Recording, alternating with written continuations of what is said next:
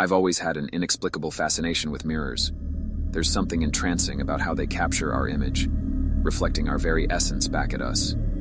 For most, mirrors are merely functional objects used for grooming or checking one's appearance. But for me, they were portals into the unknown, windows into a realm I could neither comprehend nor escape.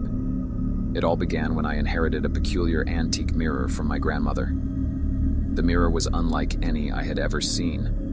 Its frame was carved from dark, ancient wood, adorned with intricate, almost ethereal patterns that seemed to shift when I stared too long. The glass, however, was what truly captivated me. It was not the usual reflective surface. Instead, it had a depth to it, like peering into an abyss. As I brought the mirror into my home, I couldn't help but feel a sense of unease, as if something within it beckoned to me. That first night, I couldn't resist its call. I stood before it, my reflection staring back at me with an intensity that sent shivers down my spine. The room behind me seemed different, distorted in some subtle way, like an eerie, alternate reality. I began to notice peculiar occurrences whenever I gazed into the mirror. My reflection didn't always mimic my actions. Sometimes, it moved of its own accord, a fraction of a second out of sync. I tried to dismiss it as a trick of the light or my imagination, but the unsettling feeling persisted. Night after night, I would stand before the mirror, mesmerized by the subtle, otherworldly changes it exhibited. I watched as my reflection's eyes turned from brown to a deep, bottomless black. I saw it smile sinisterly when I felt no such inclination. My reflection was becoming a grotesque caricature of myself, one that seemed to revel in my discomfort. With each passing day, my obsession with the mirror deepened. I couldn't tear myself away from it, as if it held the answers to the questions that plagued my mind. Friends and family grew concerned, urging me to rid myself of the cursed object, but I was too entranced by the mysteries it concealed. One night, as I stood before the mirror, I felt a sudden, overwhelming compulsion to reach out and touch its surface. My fingers met the cool, glassy texture, and a surge of electricity coursed through me. I gasped as my entire body was pulled into the mirror's depths. I found myself in a world unlike anything I had ever imagined. The landscape was a desolate wasteland, bathed in an eerie, crimson hue. The sky above was a mottled tapestry of swirling dark clouds, and the air was thick with an oppressive, suffocating silence. My reflection, the sinister version that had been haunting me, stood before me, grinning with malevolent glee.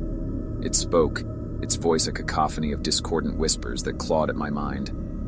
"Welcome to the reflection realm," it hissed.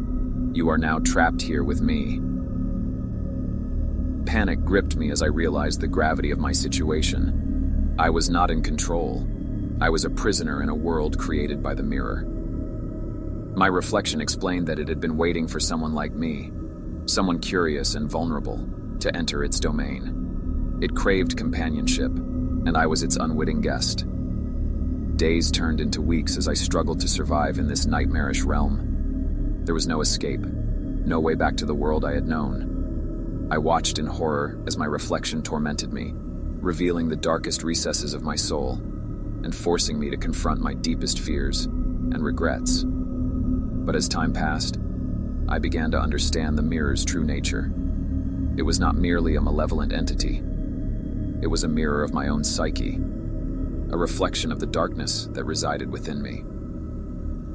It showed me the ugliness of my own soul, the regrets and sins I had buried deep within. In the reflection realm, I was forced to confront my past, to relive the moments of pain and betrayal that had shaped me. It was a grueling, agonizing journey of self-discovery, one that pushed me to the brink of madness.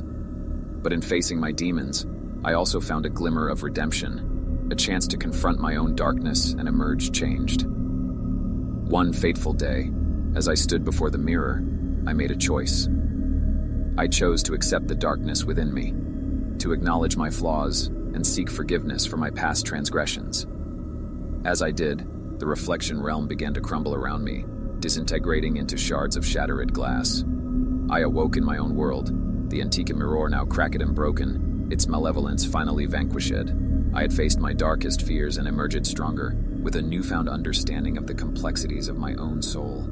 The experience had left its mark on me, a constant reminder of the duality of human nature. Mirrors, I realized, were not just reflections of our physical selves. They were mirrors of our innermost thoughts and emotions, capable of revealing the depths of our souls. I never looked at mirrors the same way again. They remained portals to the unknown, but I had learned that it was not the mirror itself that was cursed.